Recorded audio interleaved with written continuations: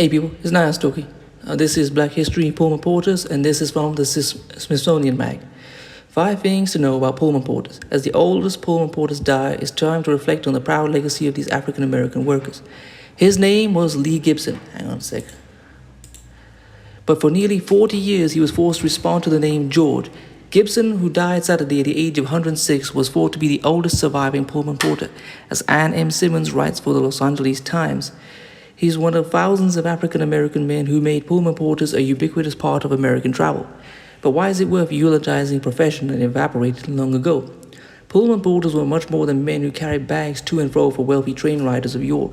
For nearly 100 years, Pullman Porters helped define rail travel in the United States.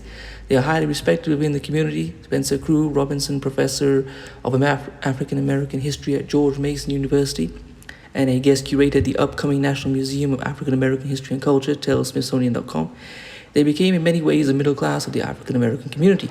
Pullman Porters were so important that their stories are still sought out by historians eager to document their contributions before it's too late.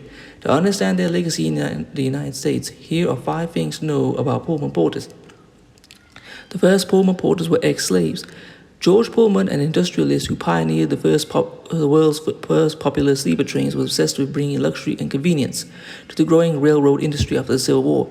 He did so by building palace cars complete with chandeliers, comfortable beds, air conditioning, and gourmet meals served by former slaves turned porters. Slaves had already done the hard work of building many of the United States railroad lines.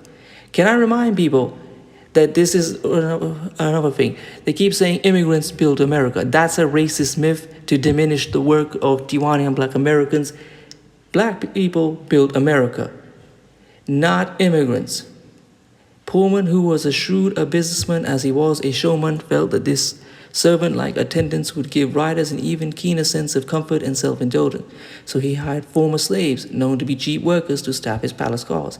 As historian Larry Ty writes, the saying went, Abe Lincoln freed the slaves and George Pullman hired them. They were forced to answer to the name George. Just because slavery had ended, that didn't mean the job of a Pullman Porter was dignified. Pullman Porters were often addressed by the name George, a name that was based on the social standards of slavery itself. As Lawrence Tyler writes for the Alicia Patterson Foundation, at some point porters began to be addressed by their employer's first name, just as a slave would be addressed by his master's name before emancipation. This humiliation was heightened by the seemingly endless job description porters were expected to fulfill.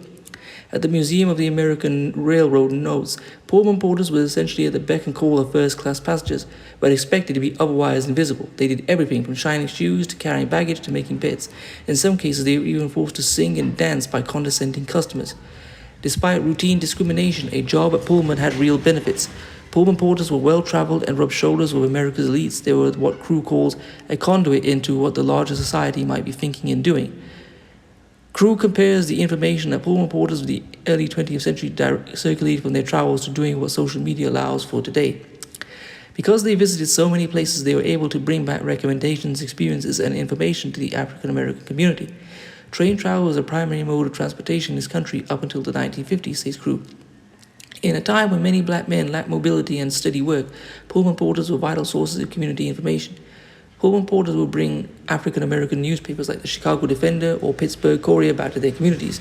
Crew tells Smithsonian.com, the newspapers, he said, gave Southerners information on how and where they could escape the segregation and violence they experienced at home. The job was demanding and demeaning. Long hours and low pay also came with the Pullman Porter job description. Porters depended upon patrons for tips and were thought of, in the words of historian Greg Leroy, as a piece of equipment, just like another button on a panel. They were required to walk 400 hours a month and often had to work 20-hour shifts with only 3 or 4 hours of sleep in between. They had to pay for their own foods, do unpaid prep work, and supply their own uniforms.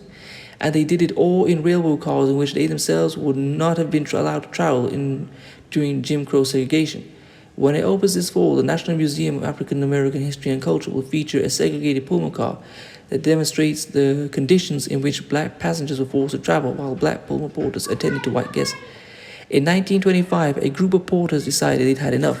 They went to A. Philip Randolph, a prominent labor rights advocate, and asked him to help them form a union. The union included a little celebrated group of Pullman workers, female maids, who were often expected to spend time babysitting white children on the job. It's the same thing as slavery now. The union they formed, the Brotherhood of Sleeping Car Porters, faced staunch opposition from the Pullman Company. Black community members who thought of the porter job as a respectful one also fought back, and the company attempted to sway the African American community to bust the union. It took more than a decade for the union to sign a labor agreement with Pullman, but when it did, the union won both recognition and better conditions. It was the first African American labor union to succeed in brokering a collective bargaining agreement with a major corporation, a win that helped lay the foundation for the future civil rights era. Though these social gains had a cost, crew sees the Pullman porters as a part of a larger contest of African American mobility and community. They figured out how to understand the morals of the larger society and maintain a sense of dignity, he tells Smithsonian.com. That history, one of resilience, resistance, and pride, is well worth remembering. Well, I hope you've enjoyed this. Please comment, rate, share, and subscribe. I'm going to leave my Cash App in the description. If you want to read this article, I'll leave that and maybe a few others. If you want to follow me on Instagram, I'll leave that there as well. If you want to buy one of our t-shirts, I'll leave that there as well. Peace.